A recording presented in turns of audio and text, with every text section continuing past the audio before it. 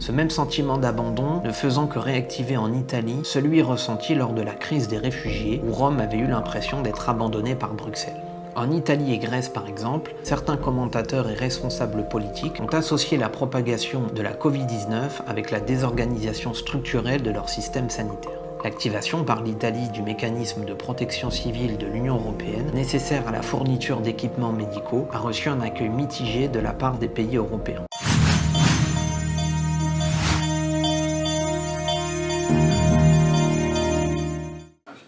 Bonjour à toutes et bonjour à tous, on se retrouve pour cette toute nouvelle vidéo décryptage. Alors aujourd'hui on va parler d'un thème qui malheureusement a été assez dramatique depuis quelques mois, c'est la question du coronavirus. Alors le coronavirus qui a commencé en Chine, qui s'est répandu aux quatre coins du monde, en Europe, en Afrique, aux États-Unis, en Amérique du Sud, alors qui est un thème qui est très anxiogène, et vous savez que plus il est anxiogène, plus il a tendance à être caricaturé, c'est-à-dire avoir une analyse beaucoup trop simplifiée des choses.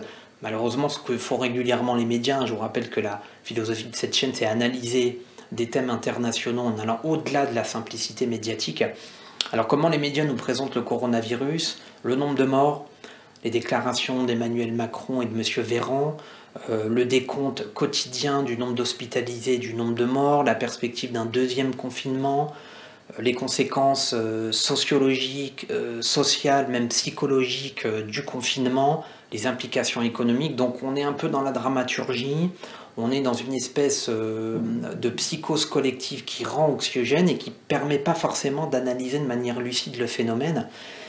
Alors souvent, ce qu'on oublie de dire, et ce que les médias oublient de dire, c'est que les pandémies, il y en a eu durant toute l'histoire. Il y a eu la peste noire, il y a eu la grippe espagnole, il y a eu la peste justinienne, il y a eu aussi les cas de choléra, les cas de typhus, le virus Ebola il y a quelques années en Afrique. Ça a souvent une origine et ça a surtout des effets de reconfiguration. Ça reconfigure la gouvernance mondiale, ça établit une nouvelle hiérarchie des puissances et surtout ça illustre à quel point les États réagissent de manière différente à la question des pandémies mondiales. Alors, cette approche un peu plus complexe et un peu plus sophistiquée, elle nous est proposée par un ouvrage qui vient de sortir récemment, alors en plein dans l'actualité, Pascal Boniface, Géopolitique du Covid-19, aux éditions Erol, qui vient de sortir actuellement. Alors, Pascal Boniface, on ne le présente plus, il intervient régulièrement dans les médias, il est directeur de l'IRIS, il a publié des dizaines et des dizaines d'ouvrages de relations internationales. Il a défriché aussi la question du sport, avec ses nombreux ouvrages de géopolitique du football. Et là, il nous propose un ouvrage à chaud qui vise, alors non pas à parler du côté anxiogène de cette pandémie qui est terrible, mais de comprendre d'où elle est venue, comment les États ont réagi de manière dispersée, comment ça a montré les fractures au sein de l'Europe, et comment potentiellement ça pourrait reconfigurer les rapports géopolitiques. C'est ce qu'on va voir dès maintenant.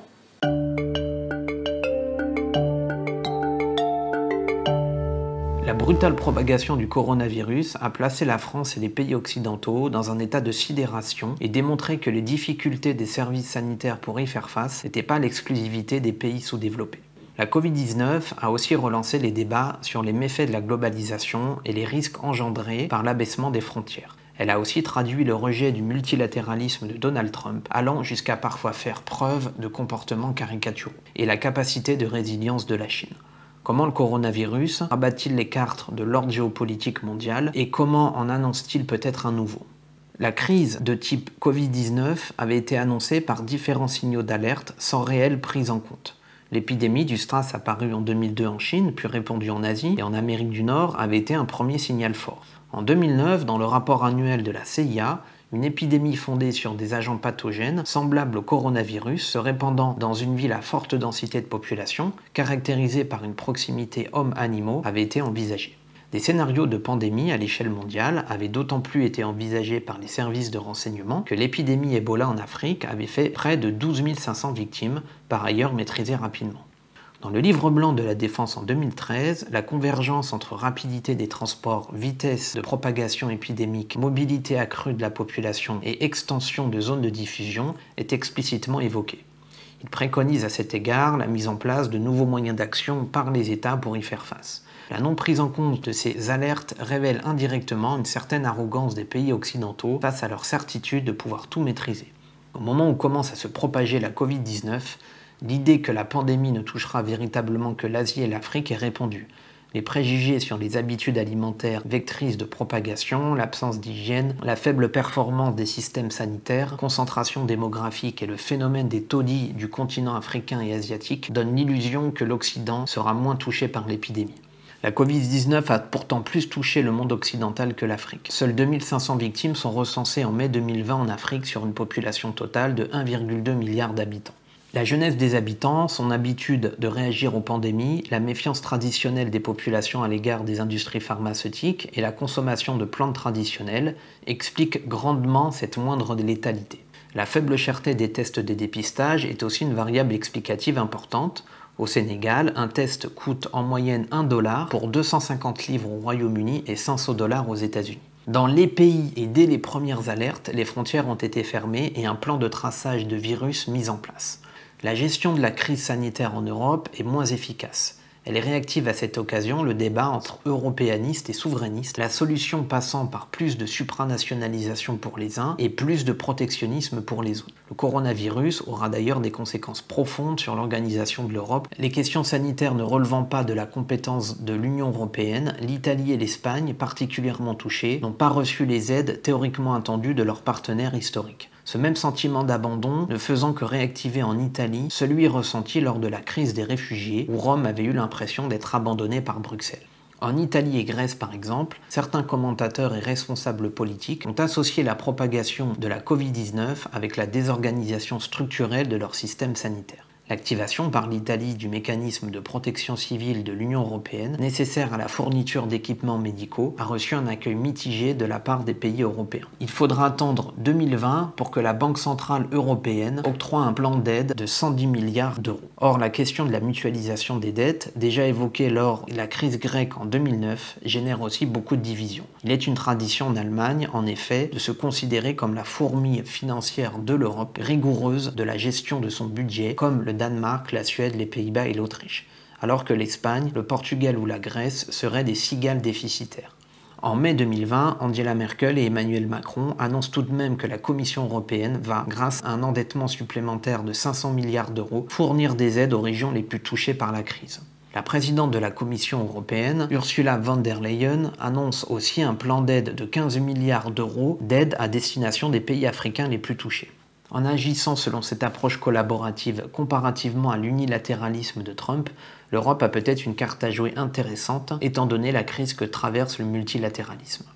L'écart entre globalisation du monde et défaillance des institutions mondiales pour la gérer est en effet patente. La Chine et les États-Unis s'opposent sur le financement et la finalité de l'Organisation mondiale du commerce. Donald Trump n'a pas activé le G7 pendant la crise et voudrait créer un forum comprenant l'Inde, la Russie, l'Australie et la Corée du Sud dans une sorte de contre-sommet chinois. Le G20, lui, présidé par l'Arabie Saoudite, n'a également pas été activé. La politique étrangère américaine incarne cette crise du multilatéralisme. Donald Trump a une approche décisionnelle déjà très solitaire dans son propre pays, s'appuyant en général sur son cercle familial ou ses conseillers proches. De plus, il sait que ses électeurs sont hostiles à l'État fédéral et les institutions internationales qui servent à détourner l'argent du contribuable américain. Le président Trump a ainsi retiré son pays d'une partie de ses engagements internationaux depuis 2017, retrait de l'accord de Vienne, de l'UNESCO, refus de nommer un juge à l'organe de règlement des différends de l'OMC pour bloquer l'institution, sortie du marché transpacifique et de l'accord sur l'environnement. En plus de démontrer les limites du multilatéralisme, la crise du Covid-19 a également radicalisé les tensions entre les États-Unis et la Chine. Le système de santé américain s'apparente pour certains commentateurs à un système du tiers-monde. C'est tout le paradoxe d'un pays par ailleurs surpuissant dans d'autres domaines, forces militaires pléthoriques, monnaie internationale, législation extraterritoriale. Alors que certains de ces hôpitaux sont remplis de cadavres dans ces salles mortuaires, faute d'avoir été traités. L'Angleterre a aussi connu d'énormes difficultés dans la gestion du coronavirus, tout comme bon nombre de pays occidentaux comme l'Espagne, la France et l'Italie, au point que l'épidémie du Covid-19 soit assimilée à une sorte de 11 septembre sanitaire pour l'Occident et une revanche de la Chine sur les anciennes guerres de l'opium. La Chine avait déjà impressionné le monde au moment de son décollage économique dans les années 80 et la gestion de l'épidémie du SRAS en 2002-2003. Au moment des premiers signaux du Covid-19, la crainte d'un effondrement de l'économie chinoise a laissé place à des mesures certes drastiques mais très efficaces pour vaincre la pandémie. La Chine n'a pourtant pas été exempte de critiques dans le début de la crise. Les dirigeants chinois sont au début dans le déni quant au caractère pandémique du Covid-19. Le Parti communiste chinois, préoccupé par le contrôle intérieur de sa population, a initialement cherché à limiter les risques de désordre plutôt qu'à traiter politiquement l'épidémie. Au cours du mois de décembre 2019 à Wuhan, des médecins évoquent l'apparition d'une pneumonie inconnue suite à l'afflux de patients aux urgences de l'hôpital de la ville. Rapidement prévenue, la commission de la santé de la ville refuse cependant de reconnaître la réalité et intime l'ordre de ne pas diffuser l'information au public. Le médecin Li alerte ses collègues médecins via la messagerie WeChat et l'information de l'existence d'une pandémie dangereuse se répand via le réseau social Weibo. Il devient le premier lanceur d'alerte du coronavirus et en mourra d'ailleurs le 6 février. Le coronavirus n'est pas encore reconnu par l'État chinois quand est fêté début janvier le banquet du Nouvel An chinois à Wuhan où 40 000 familles se réunissent. La létalité grandissante du virus oblige Xi Jinping à admettre la transmissibilité du virus à l'homme et ordonne le confinement de Wuhan fin janvier. Malgré son déni initial, la Chine a donc choisi la transparence, contrairement au virus SARS en 2003. L'existence de 800 millions d'internautes débattant régulièrement de questions environnementales et de lutte contre la corruption n'a pas permis longtemps à Xi Jinping de cacher la réalité. La capacité de résilience de la Chine et sa gestion efficace de la crise contredisent les prophéties d'un essoufflement de la croissance du pays. Elles s'inscrivent dans une véritable stratégie de puissance chinoise relative aux questions sanitaires.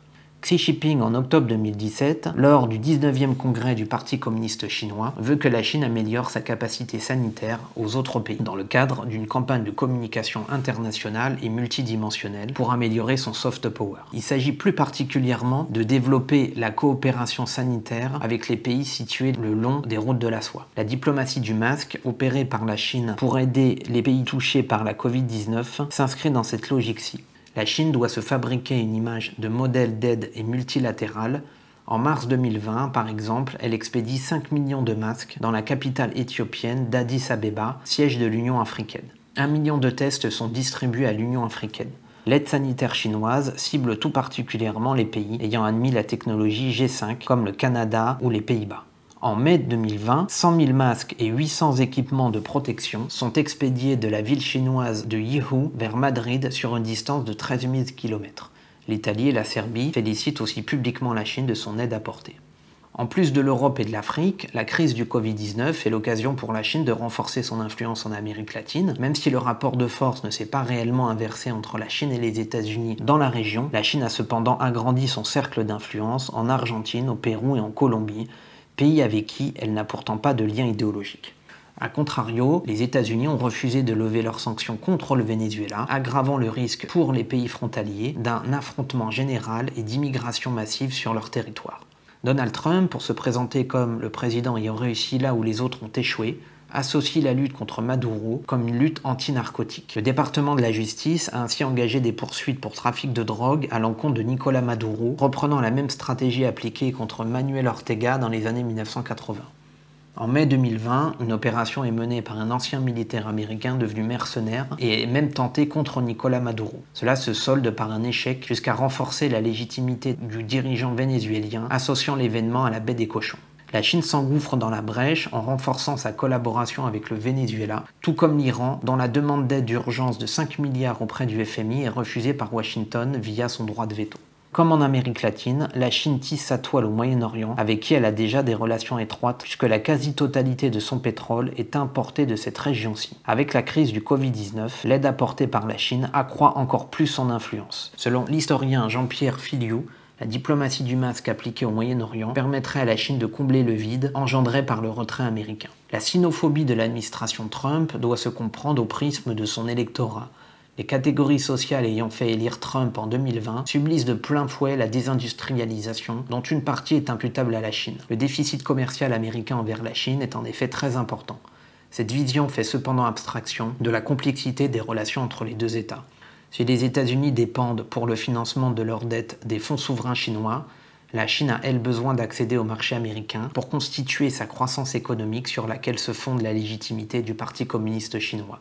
Cette nuance n'empêche pas les attaques régulières de l'administration Trump contre la Chine. L'OMS avantagerait ainsi principalement la Chine alors qu'elle est essentiellement de financement américain. Trump fait également retirer les États-Unis du marché transpacifique créé à l'époque d'Obama car il aggrave la désindustrialisation du territoire américain. Dès les premiers mois de son élection, il renforce le partenariat américain avec Taïwan. Matthew Pottinger, conseiller adjoint de la sécurité nationale, avance la thèse de la création artificielle du Covid-19 dans un laboratoire de Wuhan et Donald Trump nomme dans chacune de ses déclarations le coronavirus chinois. Le secrétaire d'État américain Mike Pompeo estime que l'absence d'informations délivrées par la Chine sur le virus a mis en danger le monde. La Chine réplique en avançant l'idée d'une importation volontaire par les États-Unis du virus en Chine lors des Jeux militaires mondiaux de Wuhan en octobre 2019. Elle débloque 30 millions de dollars pour l'OMS, alors que Donald Trump bloque lui les contributions américaines pour l'organisation. Le célèbre historien américain Graham Allison fait le parallèle des tensions entre la Chine et les États-Unis avec celles sous l'Antiquité entre Sparte et Athènes. Au 5e siècle avant Jésus-Christ, ne pouvant accepter l'ascension de la puissance maritime athénienne, Sparte avait choisi le bras de fer militaire contre son adversaire, gagné sa guerre, mais sortit tellement affaibli que cela s'apparenta à une défaite. Une question plus fondamentale en relations internationales est donc celle des transitions, quand la puissance numéro 2 gagne du terrain et essaye de dépasser la puissance numéro 1. Cette transition est-elle systématiquement conflictuelle? Peut-elle avoir lieu en douceur quand la puissance numéro 1 cède lucidement sa place à la puissance numéro 2 et reprend le flambeau sans hostilité? L'interdépendance des économies chinoises et américaines laisse-t-elle augurer d'une transition pacifique? L'interdépendance des relations entre les deux puissances rivales n'est cependant pas en soi un gage de paix. Avant la Première Guerre mondiale, l'Allemagne était ainsi le premier partenaire, sans que cela n'empêche les velléités de Guillaume II de remplacer la Grande-Bretagne comme première puissance mondiale. Cette ambition fut d'ailleurs une cause majeure de la Grande Guerre. Historiquement, la transition s'est opérée sans guerre 3 fois sur 4, à l'image du dépassement du Portugal par l'Espagne au XVIe siècle, de la Grande-Bretagne par les États-Unis au XIXe siècle, du Royaume-Uni et de la France par l'Allemagne suite à la réunification dans les années 90. Dans le cadre de l'actuelle rivalité entre la Chine et les États-Unis, Donald Trump multiplie les tensions avec Pékin. Pour le politologue Steve Chan, la Chine n'est pourtant pas hostile à l'ordre international, comme le faisait classiquement une puissance révisionniste, et essaie de s'intégrer aux structures globales pour mieux peser de l'intérieur. La Chine n'a donc aucun intérêt à provoquer une guerre avec les États-Unis, d'autant plus qu'elle n'a pas de frontière avec l'Amérique. Les économies étant aujourd'hui étroitement indépendantes et la croissance dépendant étroitement de ses exportations, la Chine a besoin d'un ordre international sécuritairement stable pour contribuer à sa marche en avant. L'ascension de la Chine semble donc inéluctable. Le pays est le premier partenaire commercial de près de 130 pays et met méthodiquement en place une stratégie d'entrisme dans les organisations internationales alors que les États-Unis contestent le principe du multilatéralisme. Plusieurs directeurs d'organisations internationales influentes sont chinois, comme dans l'Organisation pour l'aviation civile, l'Organisation des Nations Unies pour l'alimentation et l'agriculture, l'Organisation des Nations Unies pour le développement industriel, l'Union internationale de communication. Elle est aussi à l'origine du sommet Chine-Afrique, du Forum 14+1 avec l'Europe, de la Banque asiatique d'investissement pour les infrastructures, de l'Organisation de coopération de Shanghai. Le pays se développe exponentiellement dans le domaine des hautes technologies, de l'intelligence artificielle, de l'ingénierie et des mathématiques. Elle semble même à même de concurrencer les GAFA grâce au dynamisme de ses entrepreneurs et de ses chercheurs. La voie conflictuelle choisie par les États-Unis pour lutter contre la Chine semble donc obsolète. C'est la théorie de Kiroshi Mahbubani, pour qui l'erreur stratégique des États-Unis est de répondre à l'ascension de la Chine par la voie militaire, comme ce fut le cas pour détruire l'URSS sous la guerre froide avec la course aux armements. Mais la Chine n'est pas l'URSS, et la nature de sa puissance n'est pas la même que le régime de Brejnev ou Gorbatchev.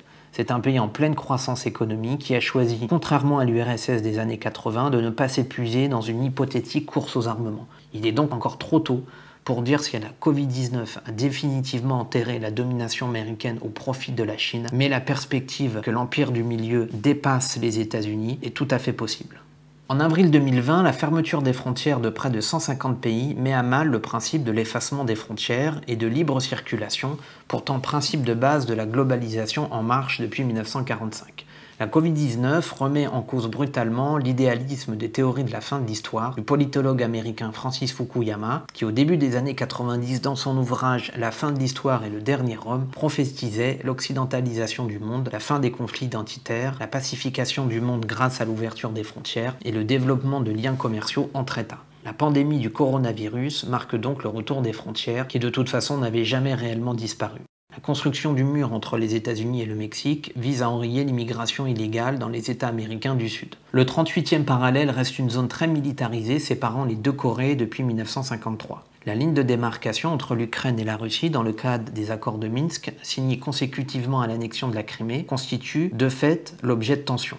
Le conflit israélo-palestinien reste un conflit principalement territorial et frontalier. Les conflits de frontières n'ont donc pas disparu et se sont même renforcés à cause des risques sanitaires. Avant l'apparition de la pandémie, les premières restrictions au mouvement de la globalisation étaient apparues, notamment les prémices de la relocalisation de la production du fait de l'augmentation des coûts de la main-d'œuvre chinoise et la fixation de quotas de visiteurs pour faire face aux dégâts du tourisme de masse, comme à Venise, à Dubrovnik ou au Machu Picchu. Les populations et entreprises ont également massivement besoin d'aide vis-à-vis de leurs États respectifs. Alors que les théoriciens de l'ultralibéralisme et du globalisme estimaient que les États nuisaient au dynamisme économique à cause de leur fiscalité et leur lourdeur administrative, c'est bien l'État qui a servi de rempart pendant la crise du Covid-19. C'est peut-être la fin du cycle indéfini de globalisation du monde. Si la pandémie a redonné à l'État-providence ses lettres de noblesse, elle a aussi renforcé le pouvoir de régimes autoritaires, voire démocratiques. La biopolitique, concept foucaldien désignant l'utilisation des questions sanitaires par l'État pour renforcer son pouvoir de contrainte sur la population, a pris une actualité toute particulière à l'occasion du Covid-19.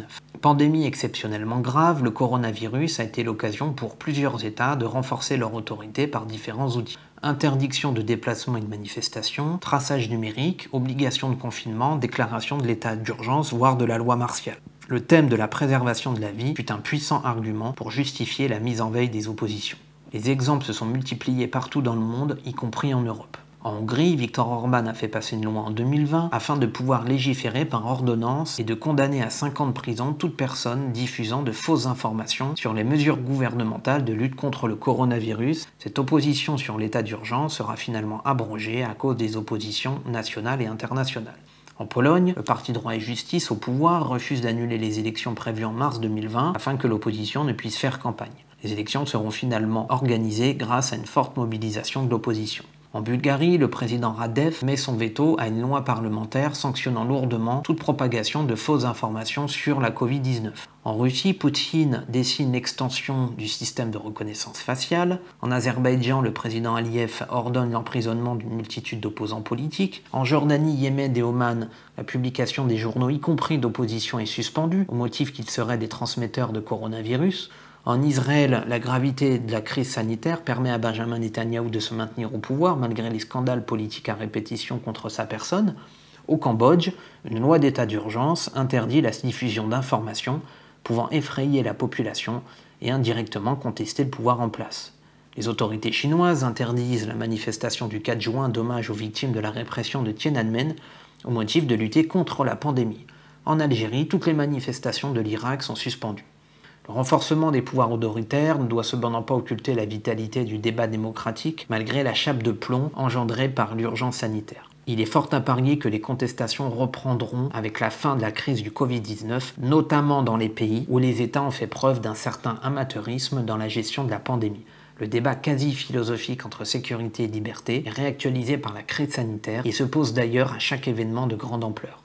Lors des attentats du 11 septembre, la légitimité de suspendre une partie des libertés individuelles au nom de la menace sécuritaire s'était posée aux États-Unis. Les perspectives d'un nouveau couvre-feu, voire d'un 3e confinement en cas de retour du virus, vont à coup sûr susciter un intense débat démocratique pour réfléchir jusqu'où peut-on accepter de restreindre les libertés individuelles et transférer ces données privées pour des raisons sanitaires.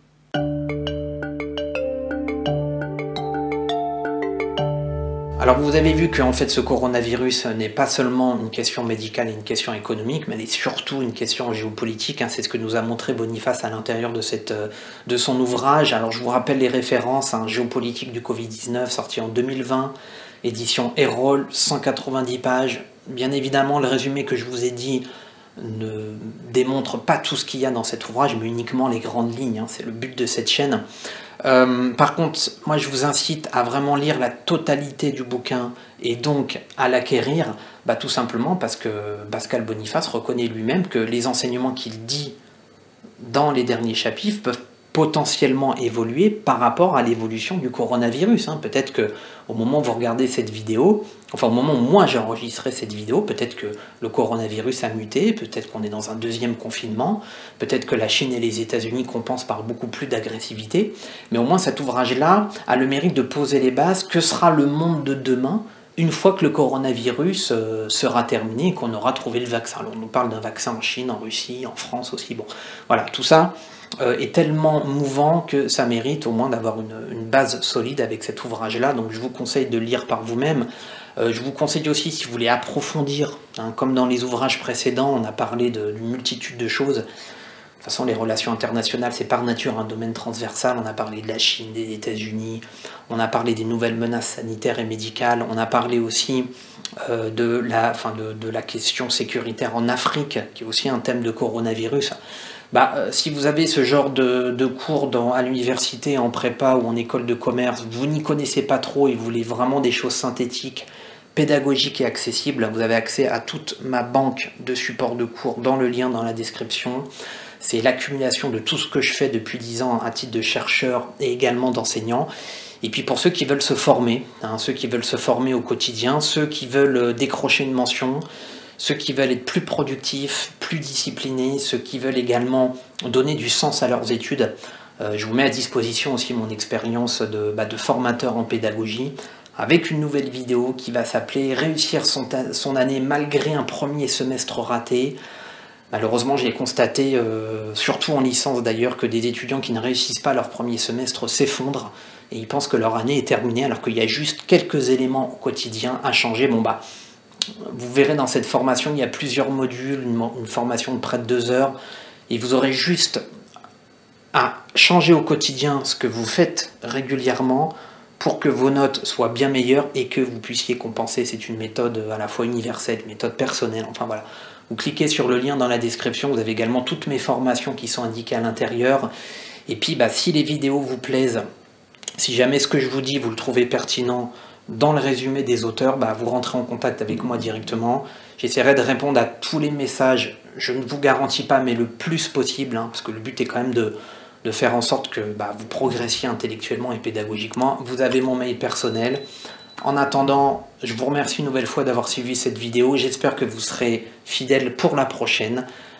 Prenez soin de vous et puis bonne lecture.